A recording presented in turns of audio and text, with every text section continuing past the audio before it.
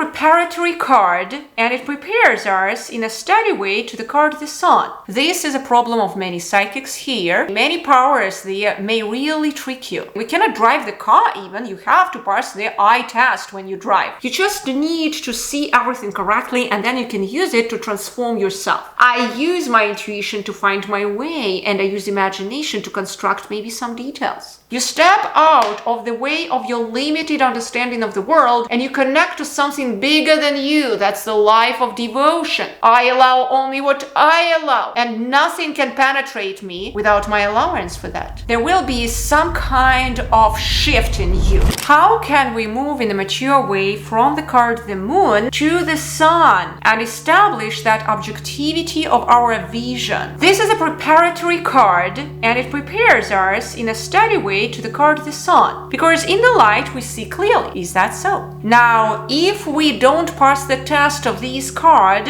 and we don't see clearly, we go into that self-deceit illusory mode, and we keep being trapped there again and again. This is a problem of many psychics here. When you go to the world of outside of this physical experience, many powers there may really trick you. And I've been hearing to lots of channelers here, for example, and mediums and psychics, and what's happening is like there are really powers out of this physical experience which are not on the benevolent way, not on the benevolent side. And why it's happening? Because we didn't establish the borders. We didn't establish that good, beautiful, and truthful, so that is the channel which will come through ours. And that's why we keep being lost. If we don't go into that world in the correct way, we keep being lost, and many things can actually rule ours here, and we don't even understand that we are just puppets in their creation. Now, it refers to that super spiritual world, but actually even in this physical world, it is the same principle, meaning that if we don't see objectively the picture, even with our eyes, we don't see objectively the picture, we cannot act accordingly. We cannot drive the car even. You have to pass the eye test when you drive, right? So which kind of affirmations can we use here so that we would see objectively throughout all the darkness around us, throughout all the shadow work which we do with ourselves, throughout all what is happening around us and pulling us in different directions, but we still stay in the center, being ruled by that moonlight, because it's still the light and we still keep the center, so that we would not go into illusory darkness out of that. Okay, so which kind of affirmations can we use? Affirmation number 1: I am trusting my intuition, my inner world.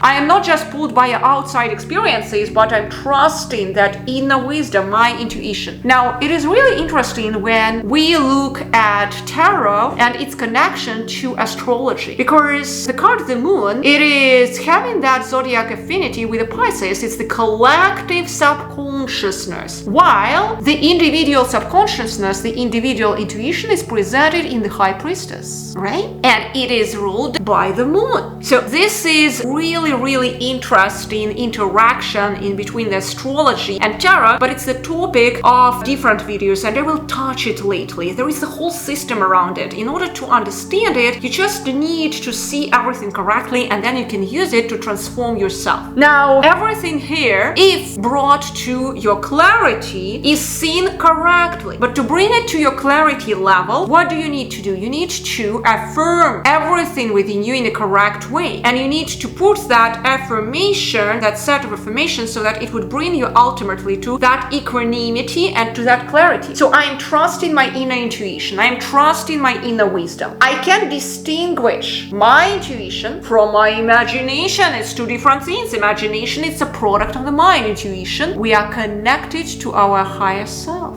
Okay? So, and I feel the difference. I use imagination in specific way, and I use intuition in specific way. I use my intuition to find my way, and I use imagination to construct maybe some details. Why not? I will objectively see and find my true way. Okay? Now, I can't trust my instincts. During this period, when you are under the influence of the card the Moon, you may go very deeply into your also shadow work. You may continue researching that topic. So you want to figure out your instincts, which may be derived also from the collective subconsciousness. As you can see, it is thoroughly influenced by the Pisces. Now, I will transform my life of longings and cravings into life of ultimate devotion. What does it mean? The life of devotion is when you feel at ease and you devote yourself to some kind of object or subject and you truly serve it, something beyond you. You step out of the way of your limited understanding of the world and you connect to something bigger than you. That's the life of devotion. But you want to invite something bigger than you, which is good, beautiful, and truthful, not something which will rule you like a puppet, right? That's why there was this thing which I wanted to mention and instill in you beforehand. I will objectively see and find my way, my truthful, good, beautiful way, right? So we want to establish that framework, that border. Beyond that, nothing actually can penetrate us. I allow only what I allow, and nothing can penetrate me without my allowance for that. What a powerful statement. So I am feeling safe with that, even in my shadow work. Alrighty, with that in mind, I leave you here. I recommend you to write down all these affirmations before you go to sleep and see what happens. And then you will see that slowly but steadily, there will be some kind of shift in you, shift in your psyche. You can pick the phrase which really synchronizes with you and keep writing it down. It may not be that all the phrases are syncing with you. You can create your own phrase which will be close to that but speaking to you. I just give you the suggestions, the options, so that you would start seeing objectively and you would get prepared to the card the Sun and not be drawn into self-deceit based on your previous pains. Remember, we all tend to be addictive to our past. In the past, most of us had